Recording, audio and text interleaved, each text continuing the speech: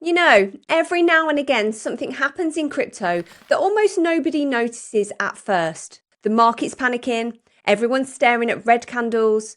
Your feed is full of ETF outflows, liquidations, crashes, fear. And meanwhile, quietly in the background, one company makes a move so strategic, so perfectly timed that you only understand its impact when the whole picture zooms out. And this week, that company was Ripple. Because while everyone's been distracted by the chaos, something big has been happening in Africa. Something that could completely change the structure of the global liquidity system. We're talking about a region with the fastest growing population on Earth, one of the youngest digital first demographics, the biggest remittance demand of any continent, and the most broken traditional banking system.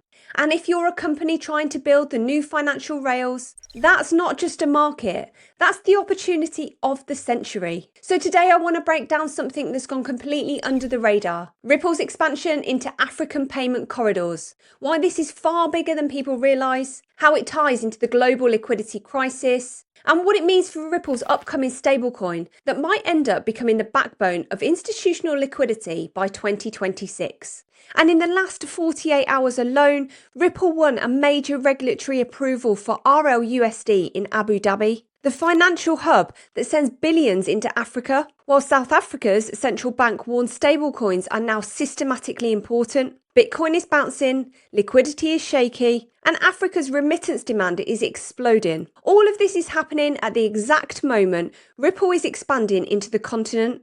You couldn't script the timing better. So if you didn't catch this news the first time round, don't worry. I'm going to break it all down. I make crypto and macro content for normal people who don't have hours to dig through financial reports, on-chain data, regulatory documents, and central bank statements. I'm here to help you understand what's actually happening behind the scenes, especially during the kind of market chaos we've seen. So let's take a breath, let's zoom out, let's look at the bigger picture together. Before we look at Ripple's move into Africa, we need to understand the backdrop because this whole market is built on liquidity, and right now, liquidity is cracking. Bitcoin's ETF have just had some of their worst outflows since launch, almost $4 billion pulled in a single month. That's not retail, that's big money stepping back. The short-term holder metrics on-chain fell into lost territory, a classic sign of capitulation. The fear and greed index hit extreme fear,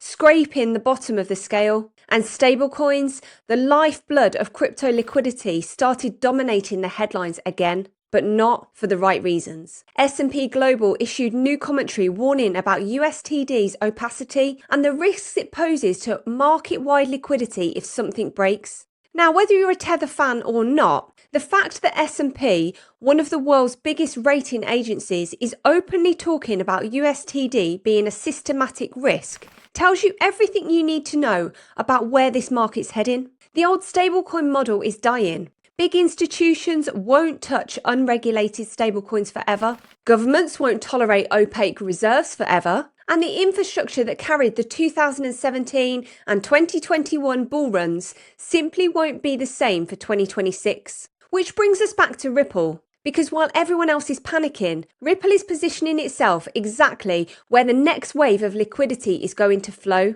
And that brings us to Africa. People in crypto don't really talk about it properly, but Africa has the world's fastest growing population, a median age of 18, the youngest global demographic, hundreds of millions of unbanked people, the highest mobile money adoption rate in the world, a remittance market worth over 100 billion annually, the largest informal economy on the planet, financial rails that desperately need upgrading. But let's not miss this. Africa is leapfrogging traditional banking entirely. Just like India skipped landlines and went straight to mobile, Africa is skipping the old financial system and moving straight into digital money. This is the perfect environment for a company like Ripple because its technology solves the exact problems African economies face every single day. Expensive cross-border payments, slow settlements, a lack of liquidity, volatile local currencies, high remittance fees, a dependency on outdated correspondent banking.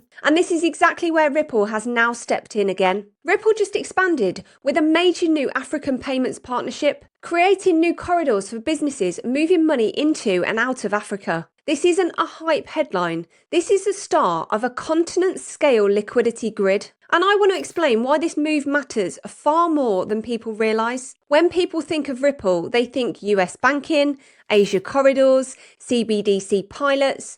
But if you look carefully, Ripple has been building an Africa strategy for years. Nigeria, Kenya, Rwanda, South Africa, Ghana. Each of these markets has exploding digital payment demand. Each one depends on expensive cross-border rails. Each one is vulnerable to liquidity shortages. Each one is deeply integrated with remittance flows. Each one has a hungry, fast-growing, tech-savvy population. And now Ripple has activated a new partnership designed to simplify and accelerate cross-border payments into and within Africa, a region where settlement delays and liquidity issues are daily realities. Here's what's important. Ripple doesn't need Africa to be rich. It needs Africa to be connected, because connection is liquidity. If Ripple becomes the dominant cross-border settlement layer for African businesses, fintechs, and remittance providers, then Ripple becomes the company that controls the liquidity rails for a market of over 1 billion people. A billion-person market, mostly unbanked,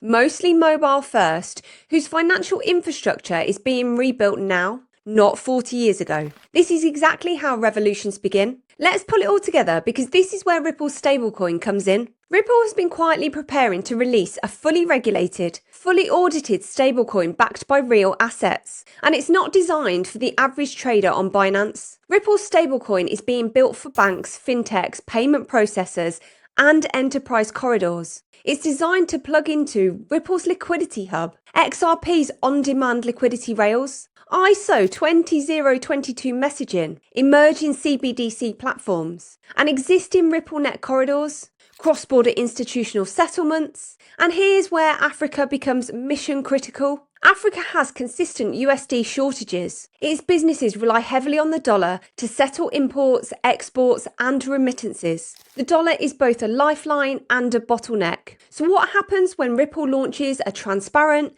institution-ready USD stablecoin that can move at near zero cost across borders? What happens when African fintechs and remittance companies can settle in seconds with no correspondent bank in the middle? What happens when African money can finally become programmable? You get a liquidity revolution starting in the region that needs it most. And the timing couldn't be more perfect, because while stablecoins are becoming essential for global finance, USTD is facing pressure, and S&P just made it very clear which kind of stablecoin institutions they prefer. Regulated, audited, transparent, compliant, institutionally integrated, with low reserve risk. Ripple's stablecoin hits all of those boxes. USTD hits none. So the irony is, the biggest warning shot against USTD didn't come from the crypto community. It came from the institutional world, and it came at the exact moment Ripple was expanding into Africa. Perfect timing, perfect narrative, perfect positioning. Now let's zoom out even further. SWIFT, the backbone of global payments, has already stated that 90% of cross-border payments will be ISO 20022 compliant by early 26. Ripple's entire architecture already speaks ISO 20022. This was never an accident. XRP Ledger, RippleNet, ODL, Liquidity Hub, and soon the Ripple stablecoin, all built to match global banking standards. You know who doesn't fit into the ISO 20022 world? Opaque stablecoins, unregulated issuers, platforms with unknown reserves, systems without compliance rails. The new global payment system will not support them. Banks won't risk it. Regulators won't allow it. Ripple built an infrastructure for this exact moment. Africa is the fastest growing region for ISO rail adoption, and liquidity is the missing piece. This is where XRP becomes more than speculation. It becomes plumbing. Now, something else interesting happened recently, and it ties into all of this. While Bitcoin ETFs were bleeding billions, some of the largest XRP ETFs were actually seeing net inflows. That tells you institutions are making a distinction. Bitcoin is being used as a macro hedge. XRP is being positioned as an infrastructure asset. That difference matters, especially when you connect it to Ripple's stablecoin, Ripple's Africa expansion, ISO 20022, the liquidity crisis, and institutional fear around USDT. XRP is slowly being reclassified, not as a speculative coin, but as a liquidity instrument.